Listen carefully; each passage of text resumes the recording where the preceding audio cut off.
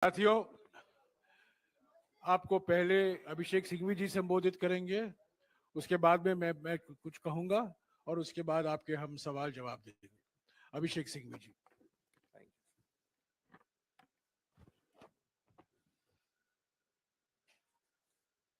So, friends, as usual in Hindi and English, uh, it'll take some time, so please be patient. I'll be doing in both languages, and your colleagues should not be affected in any one language. Friends, the issue before us is political even before legal. Both facets are important, but it's a vital political issue for this country, for all political parties, for leaders of all political parties. It is a political issue because it signifies the systematic, repetitive emasculation of democratic institutions by the ruling party. It signifies the strangulation of democracy itself. We know that defamation is an exception to free speech.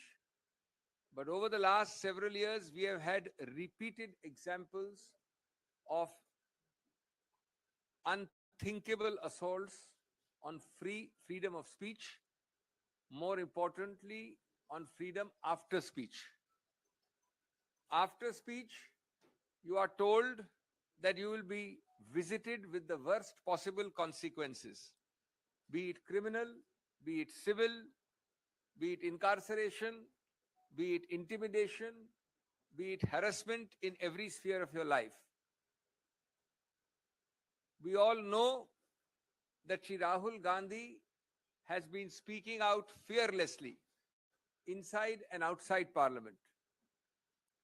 He has spoken on social issues, on economic issues, on political issues without any fear or inhibition, frankly and candidly, through you to India. Clearly, he's paying a price for it. Clearly, this government is rattled because he speaks with facts, figures on demonetization, be it on a supposed clean chit to China, be it on GST. He is consistently aggressive and open in his questioning. And therefore, this government is doing all these, finding new techniques of throttling his voice, of gagging him. Shri Rahul Gandhi goes abroad. He is not entitled to speak freely on grounds of fake nationalism, created imaginary nationalism, rhetorical nationalism, non-existent issues. He comes back and his speeches abroad become the basis of action against him inside Parliament. He speaks in Parliament, one of the most detailed and open speeches when the Prime Minister spoke, and he is referred to the Privileges Committee.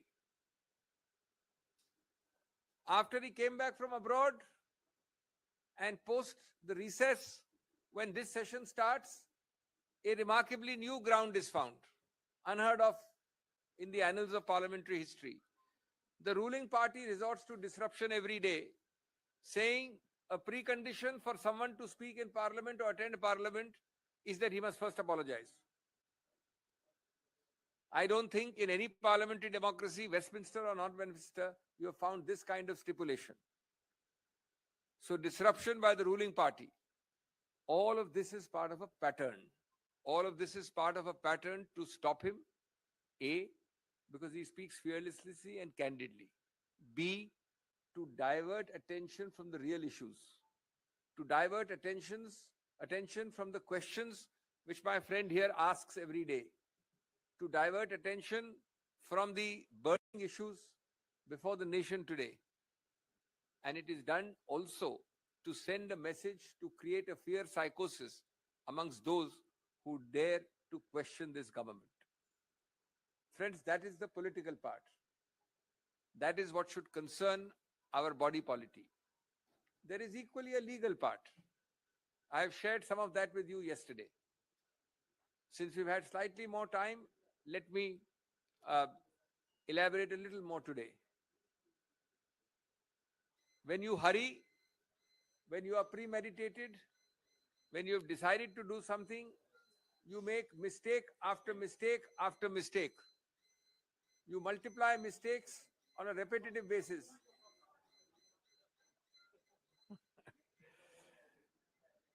Take for example,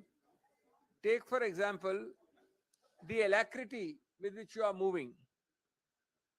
Within 24 hours, you are moving with amazing alacrity. I need to remind you that a few months ago, in a case of another political leader from Uttar Pradesh, belonging to the leading party in that state, the Supreme Court, quote unquote, when an immediate by-election was sought to be announced post disqualification of that person because of conviction, immediately, without waiting for that person to exhaust the legal remedies available, the Supreme Court in that case not only deferred the by-election, but then added, look with what alacrity have you proceeded. This is yet another example. But it gets curiouser and curiouser. As I told you yesterday, there is a provision created in law specifically called 202, which says if allegedly I commit a defamatory offense in place X, in this case Kolar, Karnataka, and if somebody chooses to sue me in Gujarat or Bihar, as in this case Surat, then the magistrate before whom a complaint is filed is mandatorily, I repeat, mandatorily obliged to conduct a preliminary inquiry as to whether he has jurisdiction to start and initiate the proceeding. He has to call for a report either himself or through the police or through agencies. To the best of our knowledge, this point is taken by Sri Gandhi's lawyers, noted in the judgment, and not decided. Admittedly, no inquiry is conducted because there is a tearing hurry to go ahead in a place which might well be without any jurisdiction at all, namely Surat, Gujarat. As I said, it gets curiouser and curiouser. I mentioned another example yesterday. I have the dates now. Let me walk you through it. The complaint is filed approximately in April 2019. I think the exact date is April 16, 2019 at Surat. The magistrate is one Mr. Dave. On 2021, Mr. Rahul Gandhi, in 2021 year, 2 years later in June, appears in the court to record his statement in person. Sri Rahul Gandhi appears in that court. In March 22, that is 3 years after the complaint is filed, and 1 year after Sri Rahul Gandhi appeared there, the complainant files an application against Saman Rahul Gandhi.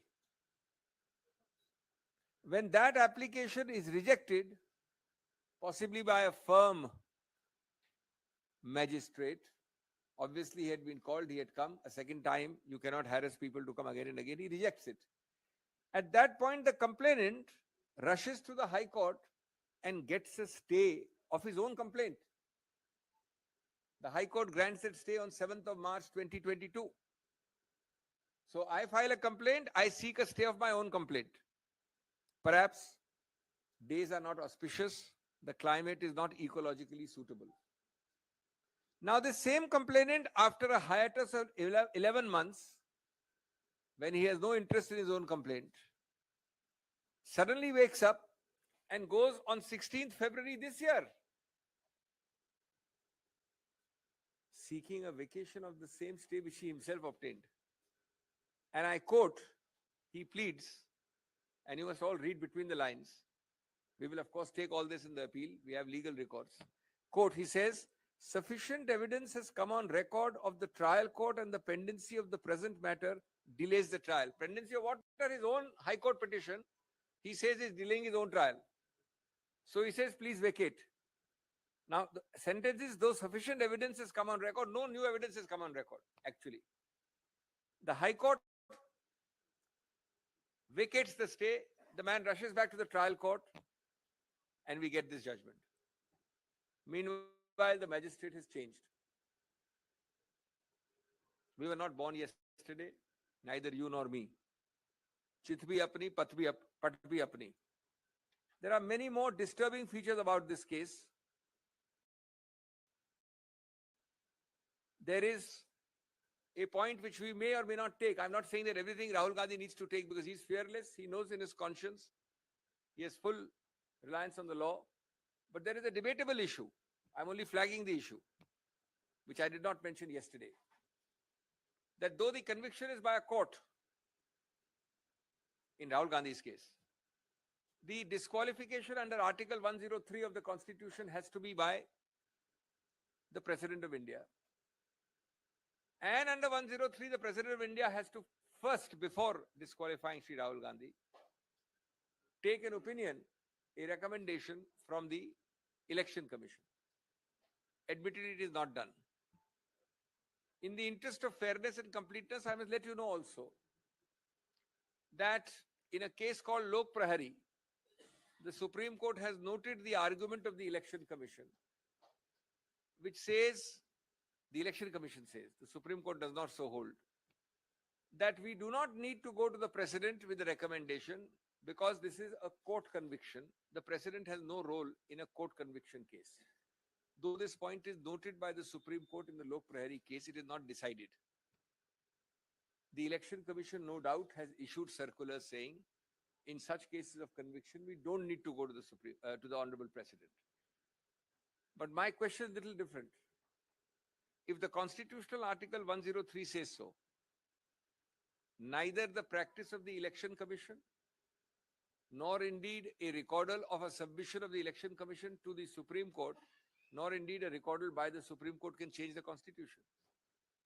The highest law of the land is the Constitution. The text of the constitutional article cannot be diluted by a practical approach saying it's a conviction by a court, therefore precedent is excluded.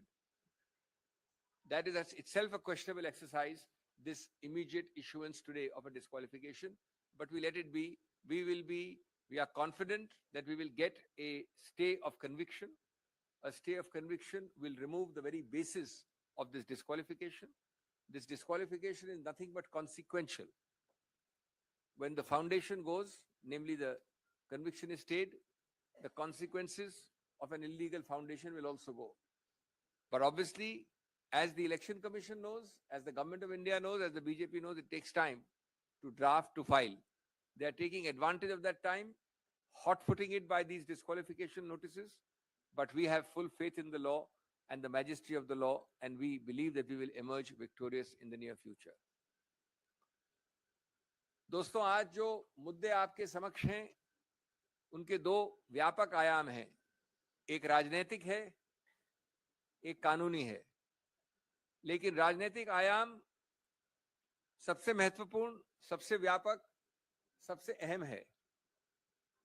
पहले मैं उसका जिक्र करूं संक्षेप में. पहला बिंदु उसका यह है कि जानबूझकर, बार-बार, सोच समझकर, एक सूझे बूझे तरीके से इस सरकार ने हर गणतांत्रिक संस्था को खत्म करने का प्रयत्न किया है, उसको चोक करने का प्रयत्न किया है, उसमें रोकथाम करने का प्रयत्न किया है. सबसे बड़ी संस्था उनके मायने में जो उनके लिए बाधा है, वो है स्वतंत्र, निष्पक्ष, निडर बोलना, बोलचाल, जो हमारे संविधान की एक महत्वाकांक्षा ही नहीं, एक मानव अधिकार है, मूलभूत. इस सरकार ने, इस केस की बात नहीं कर रहा हूं मैं, श्री राहुल गांधी की, सैकड़ों केसेस में 2014 के बाद ऐसे येन केन प्रकारेण कदम उठाए हैं जो हर नागरिक के स्वतंत्र, निडर बोलने के अधिकार क्षेत्र में बाधा डालें, बार बार. और उसके उदाहरण आप जानते हैं. बोलने की स्वतंत्रता और बोलने के बाद की स्वतंत्रता, दोनों को सीधा निचोड़ने का प्रयत्न किया है सरकार ने बार बार. श्री राहुल गांधी, हम सब जानते हैं, ने निडरता से बार बार संसद के अंदर और संसद के बाहर अपने विचार रखे हैं, जनहित में रखे हैं, जनता के सामने रखे हैं, जनता के लिए रखे हैं। उन्होंने सामाजिक, आर्थिक, राजनीतिक, विदेश नीति इत्यादि इत्यादि सब मुद्दों पे पूरा बोला है, बिना झिझक के बोला है, और वो आज उसकी कीमत चुका रहे हैं, क्योंकि उनके सवाल, उनके वक्तव्य अच्छे नहीं लगते उन लोगों को जिन्होंने वो गलतियां की हैं, जिसके बारे में विवरण करते हैं श्री राहुल गांधी। कभी डिमोनेटाइजेशन ले लें, कभी चीन को क्लीन चिट का मामला ले लें, कभी जीएसटी ले लें, ये सब मुद्दे वो हैं और इनके अलावा और भी हैं जो इस सरकार को, जिनसे घिन है और जो उठाते हैं उनको दंडित करना उनका अनिवार्य रूल है। राहुल गांधी विदेश जाते हैं तो बोल नहीं सकते। एक झूठे आडंबरी राष्ट्रवाद के आधार पर उनकी आवाज को रोका जाता है। एक अजीबोगरीब बनाई हुई बनावटी राष्ट्रवाद का बहाना लेकर उन पे आरोप लगाए जाते हैं। बाहर गए उसके आधार पे जब वापस आते हैं तो कहते हैं कि आप यहां नहीं बोल सकते जब तक कि आप माफी नहीं मांगे। यहां आते हैं और उस दिन बोलते हैं संसद में, जब माननीय प्रधानमंत्री बोल रहे थे तो सरकार पूछती है आपकी हिम्मत कैसे हुई सब बोलने की, सत्य बोलने की, साफ बोलने की, निडरता से बोलने की। हम आपको प्रिविलेज कमेटी भेजते हैं। और सबसे अजीबोगरीब जो मैं समझता हूं, किसी गणतांत्रिक, संसदीय गणतांत्रिक, लोकतांत्रिक देश में नहीं देखा गया, जब वो आके बोलते हैं तो सरकार खुद अवरुद्ध करती है संसद को। सरकार खुद करती है इस आधार पे कि पहले आप माफी मांगिए। ये कौन सी संसदीय प्रणाली के अंतर्गत है कि पहले आप माफी मांगिए, नहीं तो हम अवरुद्ध करेंगे, नहीं तो संसद चलेगी नहीं। तो ये इसी प्रक्रिया का एक और उदाहरण है, जहां मुंह खोले झूठे बेमानी केसेस दायर करिए, डराइए, धमकाइए, और हम आश्वस्त हैं कानूनी प्रक्रिया में कि हम जीतेंगे, स्टे ऑफ कन्विक्शन हमें मिलेगा। लेकिन जहां तक सरकार का सवाल है, उन्होंने ये सब प्रयत्न किए हैं, बार बार किए हैं।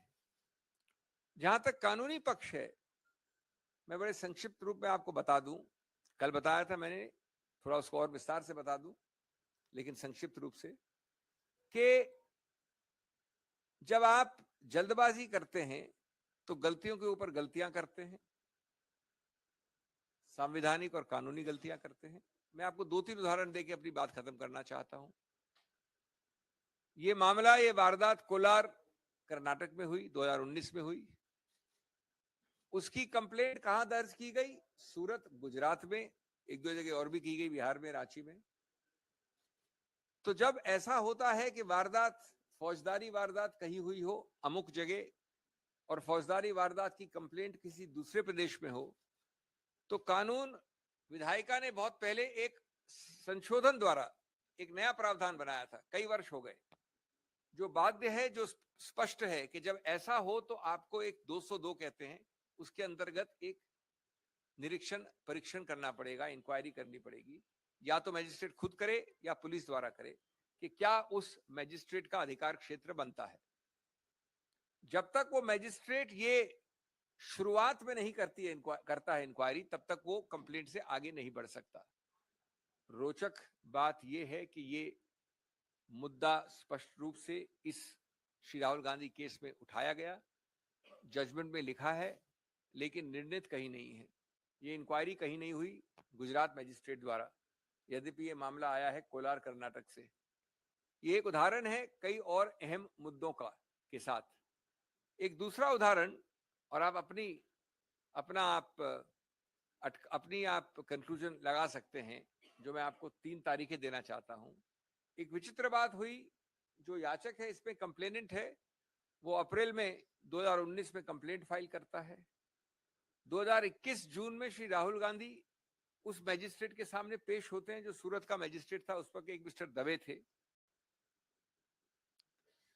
1 साल तक रुकने के बाद याचक वापस एक अर्जी देता है कि श्री राहुल गांधी वापस पेश हो।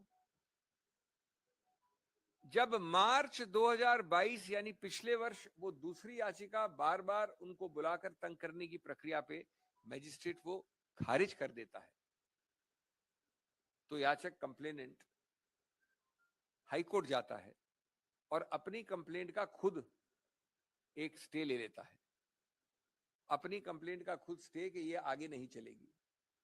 1 साल तक वो पड़ी हुई है, 11 महीने से उसका कुछ नहीं करता है, सब कुछ ठीक है उसके लिए। अचानक वो वापस जाके फरवरी इस वर्ष फरवरी में यानी पिछले महीने हाईकोर्ट को कहता है कि साहब अब काफी एविडेंस आ गई है, अब मैं अपनी खुद का स्टे को वापस लेना चाहता हूं, स्टे को आप निरस्त कर दीजिए, यानी स्टे को स्टे कर दीजिए, स्टे को हटा दीजिए। हाईकोर्ट करता है और वापस जाके मैजिस्ट्रेट जो अभी तक बदल गया है, एक नया निर्णय आ जाता है जो अभी कल आया। आप अपने आप चित भी अपनी पट भी अपनी, अपने आप लकीरों के बीच क्या हो रहा है समझ सकते हैं, संज्ञान कर सकते हैं। मैं अंत में ये कहूंगा, श्री राहुल गांधी की आवाज इतना आसान नहीं है दबाना, कांग्रेस की आवाज इतना आसान नहीं है दबाना। आप देख रहे हैं कल से आज और आगे चलेगा एक अभियान, एक विरोध, चाहे वो डिस्ट्रिक्ट पे हो, ब्लॉक पे हो, प्रदेश पे हो, और चाहे वो संसद और संसद के बाहर हो। ये आवाज रुक नहीं सकती है। जो तथ्य मैंने आपको बोले हैं ये बिल्कुल उजागर किए जाएंगे, लेकिन पूरा विश्व का आश्वासन है कि ऐसी चीज जो कानून में गलत है, हम आश्वस्त हैं कि उसका सही रूप से अवलोकन किया जाएगा बड़ी अपील वाली अदालतों द्वारा, और हमें कन्विक्शन का स्टे जल्द से जल्द मिलेगा। एक अंत में बात आपको और मैं शेयर कर लूं जो कल नहीं बोली थी, हम चाहे उसको हम समक्ष रखें या न रखें, उसके ऊपर हम एक्शन ले या न ले, लेकिन आपके साथ अवगत करनी आवश्यक है। उसके दो पक्ष हैं, मैं ये नहीं कह रहा हूं कि एक ही पक्ष है। एक प्रावधान है हमारे संविधान में 103, उस प्रावधान के अंतर्गत डिस्क्वालिफिकेशन जिसको कहते हैं, जहां सांसद का सवाल है वहां सिर्फ माननीय राष्ट्रपति कर सकता है। ये लिखा है प्रावधान में, किसमें? संविधान के प्रावधान। और साथ साथ ये लिखा है कि संविधान के प्रावधान के अंतर्गत जब राष्ट्रपति करता है तो उसको पहले एक सुझाव, एक रिकमेंडेशन लेना पड़ता है चुनाव आयोग से। ये तो मानी हुई बात है कि इस बार राहुल गांधी के विषय में नहीं हुआ ये, न कुछ पहले विषयों में ऐसा हुआ है। अब इसमें जो दूसरा पक्ष है वो ये है कि चुनाव आयोग का मानना है, और चुनाव आयोग इसी प्रक्रिया को फॉलो करती है और केसेस में, कि जब कन्विक्शन कोर्ट द्वारा है, न्यायपालिका द्वारा है, तो राष्ट्रपति के पास जाने की आवश्यकता नहीं है। इसलिए हम चुनाव आयोग उसको कभी भी नोटिफाई कर सकते हैं, हमें राष्ट्रपति के पास सुझाव लेके जाना और राष्ट्रपति की अनुमति लेने की आवश्यकता नहीं। जो रोचक कानूनी मुद्दा इस पे उठता है वो ये है कि संविधान में जो लिखा है 103 में स्पष्ट लिखा है, उसको क्या चुनाव आयोग तो क्या उच्चतम न्यायालय भी क्या बदल सकता है?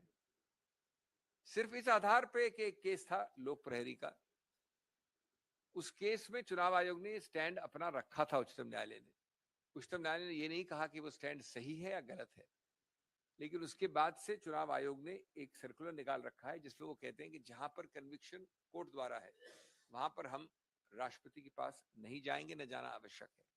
तो ये एक विरोधाभास है।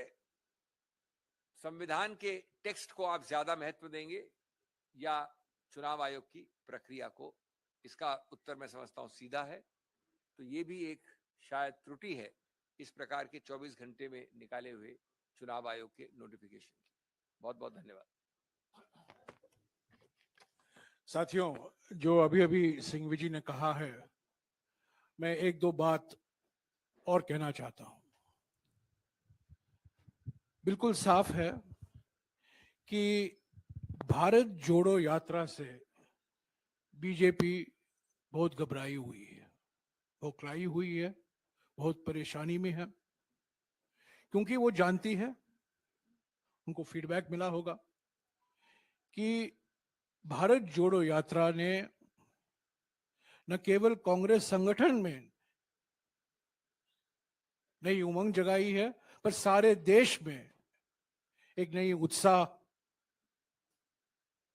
एक नया भविष्य का रास्ता दिखाया है। कई महीने से वो भारत जोड़ो यात्रा को बदनाम करने में लगी हुई थी, और मैं समझता हूं कि आज जो हमने देखा है, ये डिस्क्वालिफिकेशन, एक तरह से आप देख सकते हैं कि जैसा कि अभिषेक सिंघवी जी ने कहा, राहुल जी को कीमत चुकानी पड़ी उस भारत जोड़ो यात्रा की सफलता के कारण। दूसरी बात, सिंघवी जी ने तो कहा कि 2014 से राहुल जी मोदी सरकार की नीयत और मोदी सरकार के नीतियों के खिलाफ अपनी आवाज संसद के अंदर और संसद के बाहर उठा रहे हैं।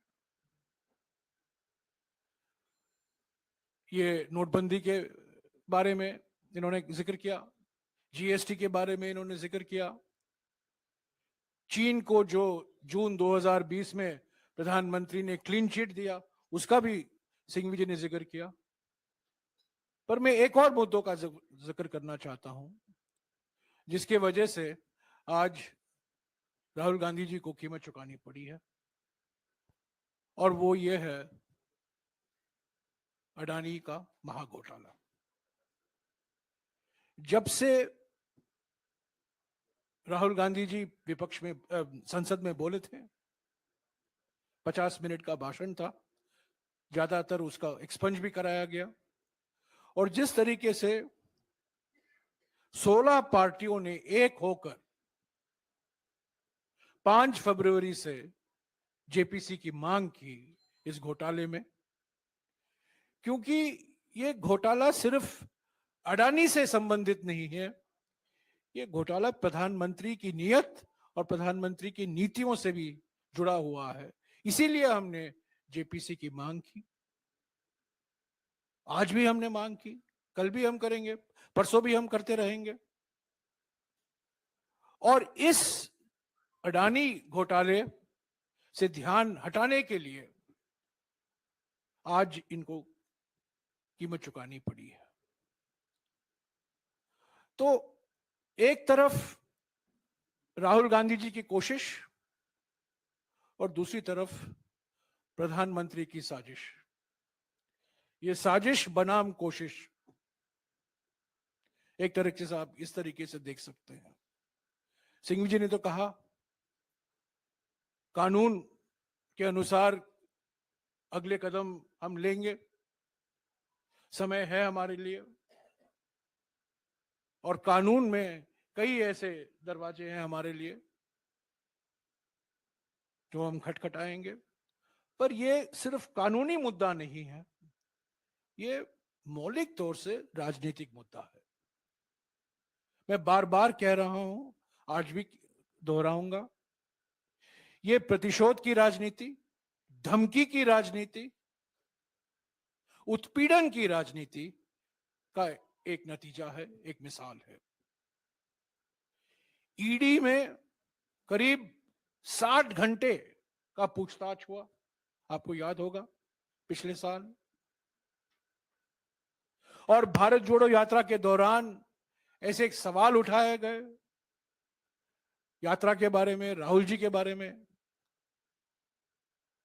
उनको संसद में तो पहले बोलने दिया गया 50 मिनट के लिए, 52 मिनट के लिए, बाद में जो उन्होंने कहा उसको एक्सपंज कराया गया, और उन्होंने स्पीकर से 3 बार निवेदन की, 3 बार, एक बार नहीं, 3 बार उनको लिखा भी कि मुझे मौका दीजिए। उन्होंने रूल भी स्पीकर साहब को बताया, 357 रूल, पर स्पीकर से कोई जवाब नहीं आया, औपचारिक तौर से कोई जवाब नहीं आया, उनको मौका ही नहीं दिया गया, और आज वो डिस्क्वालीफाई हो चुके हैं। तो ये कानूनी मुद्दा तो है, कानूनी तरीके अपनाएंगे, कानून में जो प्रावधान है सिंघवी साहब ने गिनाया है, उस पर अगले कदम लिया जाएगा। पर ये राजनीतिक जो मुद्दे उठते हैं, आज 5 बजे को कांग्रेस अध्यक्ष ने सभी पीसीसी अध्यक्षों और सीएलपी लीडरों के साथ बैठक बुलाई है, इस पर हम विचार करेंगे। आज तो फाइनेंस बिल पास हो गया है लोकसभा में, तो सोमवार के बाद पार्लियामेंट का चलने की गुंजाइश मुझे तो नहीं दिखती है। पर हम अगले 4 महीने तक पार्लियामेंट तो नहीं चलेगा, अगला सत्र आएगा जुलाई के बीच में। अगले 4 महीने के लिए तो हमें इसको अलग अलग राज्यों में मुद्दा ले जाना पड़ेगा और ये राजनीतिक लड़ाई बरकरार रहेगी। हम इससे पीछे हटेंगे नहीं।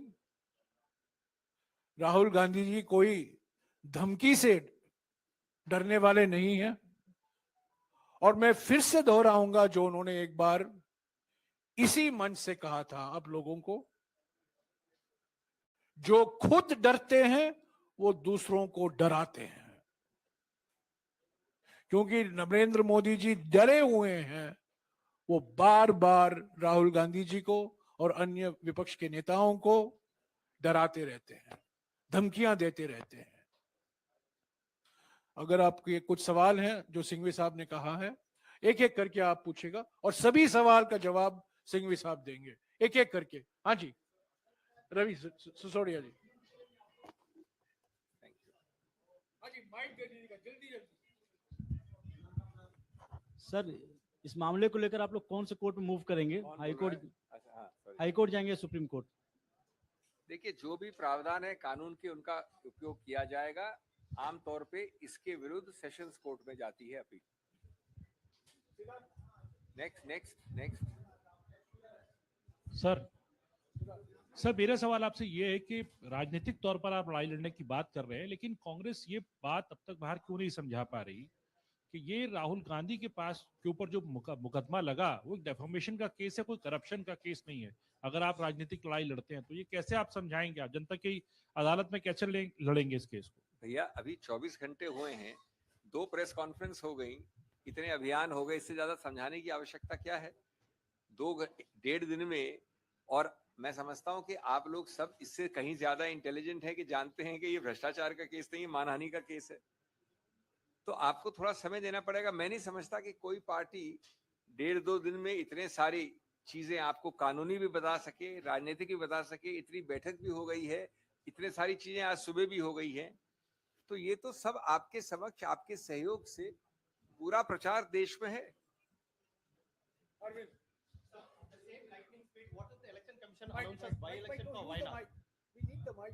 At the same lightning speed, what if the election commission announces by-election for Wayanad Parliament constituency? I am not going to be surprised at all.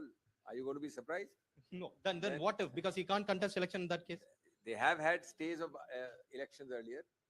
There has been a stay. Currently there is a stay in Lakshadweep of a by-election. So there is no vacuum in law in India. We'll have to take legal recourse. The point is not legal recourse. The point is, if you are the government, is it fair that today the judgment comes, tomorrow you announce the disqualification, that is today, and day after, that is on Saturday, you announce a by-election. It is not legal. You judge for yourself the malafidness, the malice, the fear, the arbitrariness, the political retributive spirit. That's the real point. BJP President JP Nadda has in the morning attacked the Congress and Mr. Gandhi's comments, saying these are anti-other backward classes. So this is the larger narrative the BJP is taking. How do you counter that politically? I don't think this kind of a comment needs to be dignified with a response. I think in the context of a judgment where the entire machinery of BJP was there, they have not even taken this point even there. This great afterthought by the president of the BJP is truly an innovative afterthought which has not been taken by anybody, neither complainant, nor anybody, nor the magistrate's order, nor anything else.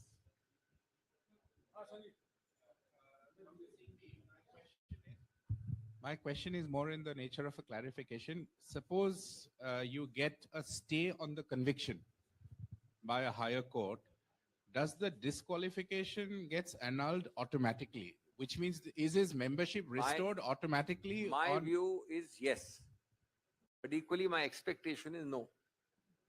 What does My view precedent is say? that the foundation, that there is nothing specific, because everything is not written down. Good governance, common sense, fair play is assumed by the writers who make the law and make the constitution. They don't write down that if X happens, then Y must automatically follow. But I'm asking something which will appeal to your common sense. It is nobody's case that Rahul Gandhi's disqualification is based on anything, I repeat, anything other than a 2-year conviction in a case. That means the imarat is put on that conviction. जिस इमारत का आप अगर उसकी नींव हटा देंगे तो इमारत कैसे खड़ी होती है सिर्फ ये मोदी जी और सरकार जान सकती है. Hi, good afternoon, sir. Ashmit from CNBC TV 18. Dr. CV, questions for you. Do you require merely a stay of the sentence, but also a stay of the conviction, one? And two, are we also likely to expect a challenge to the notification that came earlier today from the Lok Sabha Secretary? Sir, stay of sentence has been already given by the judgment itself.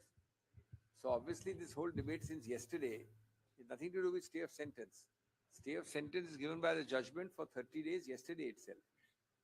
In law, for the disqualification not to attach, you need a stay of conviction. Stay of conviction needs time, reasonable time, for a person to exercise his appellate rights. The court which gives the conviction cannot state itself, the magistrate's court. So the man has to draft on a 170-page judgment a paper book of appeal. He has to consult his advisors. He has to then file, he has to then list. This takes 2-3 days. Forget the law. The election commission is so much in a hurry that it goes and disqualifies him within 24 hours. Obviously, he will have to go, as the previous question, and get a stay of conviction. Sir मैं news 24 से ऋषिकेश कुमार हूँ. Sir जब आप news 24 से Rishikesh Kumar, sir जब आप कह रहे हैं कि गुजरात के सेशन कोर्ट में जाएंगे हम, सूरत सेशन कोर्ट में, फिर हाई कोर्ट, फिर सुप्रीम कोर्ट, तो सवाल लोग पूछ रहे हैं कि फिर 2024 में प्रधानमंत्री के मुकाबले चेहरे का सवाल कहाँ रह जाएगा, जब प्रधानमंत्री के लिए आप लोग राहुल गांधी जी को सामने आगे करेंगे, जब वो रहेंगे ही नहीं, लोग सवाल लड़ने लगे. आपको ये इल्म कैसे हो गया कि स्टे ऑफ कन्विक्शन के लिए आप 2024 से लिंक कर रहे हैं? स्टे ऑफ कन्विक्शन हम तुरंत मांगेंगे और ये प्रक्रिया मैं नहीं समझता कि कुछ हफ्तों से ज्यादा होगी. 2024 तो भी दूर है.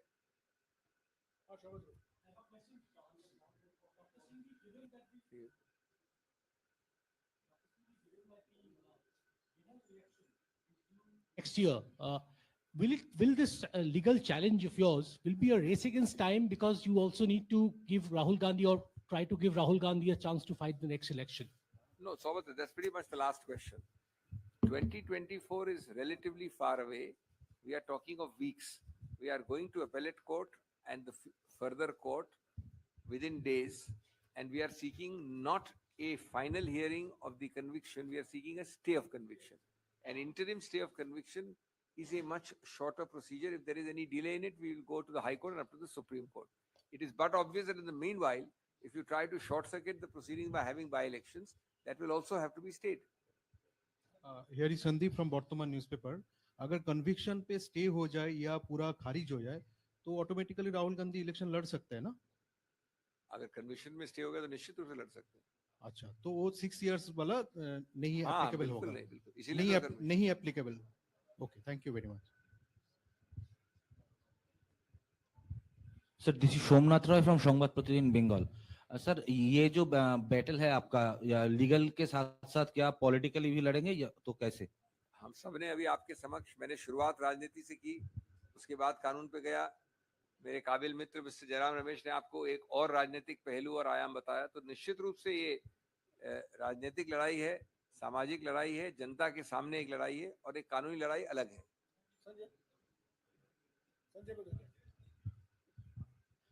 जयराम जी, आपने कहा प्रधानमंत्री ने साजिश की है, अभी आपने मन से कहा कि साजिश को थोड़ा एक्सप्लेन करेंगे, थ्रेड कि कैसे साजिश कैसे कैसे हुई है? नहीं, देखिए, साजिश के कई मील पत्थर हैं. साजिश के कई मील पत्थर है. आज भी एक मील पत्थर पार किया है, और भी मील पत्थर आगे मिलेंगे. तो मैंने आपको गिनाया है भारत जोड़ो यात्रा के दौरान कैसे बदनाम करने की कोशिश की गई. जो राहुल जी ने अडानी मामले के बारे में कहा लोकसभा में, उसको एक्सपंज कराया गया। बाद में जेपीसी की मांग को देखते हुए जिस तरीके से, ऐसा कभी नहीं हुआ है मेरे 18 साल के अनुभव में, ऐसा कभी नहीं हुआ है जहां सरकार की ओर से हाउस एडजर्न हो रहा है, सत्ता दल के एमपी चिल्ला रहे हैं, नारेबाजी कर रहे हैं और उनके नेता उनको भड़का रहे हैं, चिल्लाओ और चिल्लाओ। मैं राज्यसभा के बारे में तो कह सकता हूं कि जब कभी हमारे नेता विपक्ष कांग्रेस अध्यक्ष मल्लिकार्जुन खड़गे जी खड़े होते हैं तो लीडर ऑफ द हाउस अपने एमपी को भड़काते हैं, खड़े हो जाओ, इनको बोलने मत दो।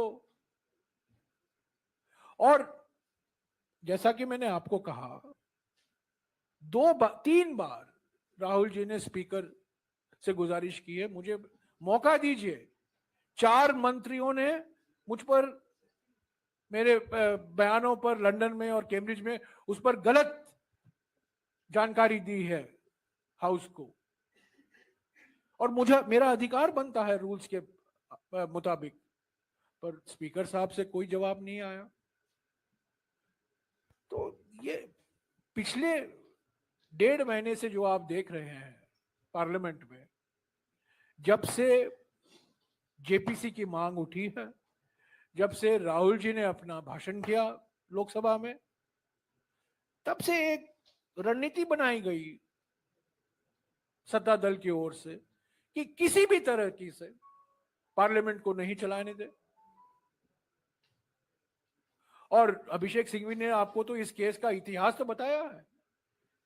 इस केस का एक अजीबोगरीब इतिहास है और उसमें मैं कुछ नहीं कहूंगा, क्योंकि कानूनी मामले में सिर्फ सिंघवी साहब कहेंगे। पर मुझे तो दिखता है कि इस इतिहास को देखते हुए कि न केवल एक कानूनी प्रक्रिया पर एक राजनीतिक प्रक्रिया भी है, इसमें शामिल है। ये कानून के अंदर राजनीति, ये हमारे कानून के विशेषज्ञ बोल रहे हैं। हाँ जी मैडम। हाँ मीनाक्षी। सर, ये मिले हुए 30 दिनों के अंदर अगर बाई इलेक्शन वायनाड का डिक्लेयर कर दिया जाता है, उस मामले में क्या रहेगा, मतलब कानूनी हुआ है पहले, कर दिया जाता नहीं, ये हुआ है पहले। अभी मैंने बताया आपको लक्षद्वीप का उदाहरण, उसका कानूनी प्रतिबंध लगाना पड़ेगा उस पे। जब मेरा याचिका निर्णित हो रही है और मेरे कन्विक्शन के स्टे का संभावना है, तब तक अगर आप दूसरा चुनाव कर लेंगे और दूसरे चुनाव में ये चुनावित होके आ गए, तो ये तो हद दर्जे की ही आर्बिट्रेरीनेस होगी। तो बिल्कुल कोर्ट के दरवाजे खटखटाने पड़ेंगे। और कोई सवाल? यस।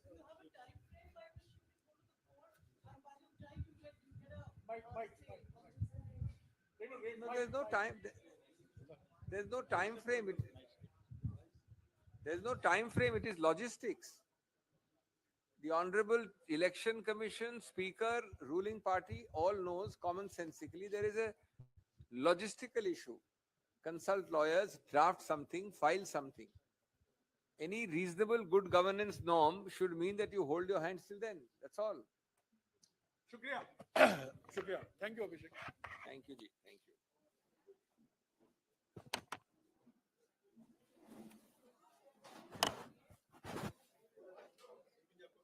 और आप हमसे जुड़े रहने के लिए सब्सक्राइब करें YouTube पर, फॉलो करें Twitter पर और लाइक करें Facebook पर। और ज्यादा जानकारी के लिए आपको टाइप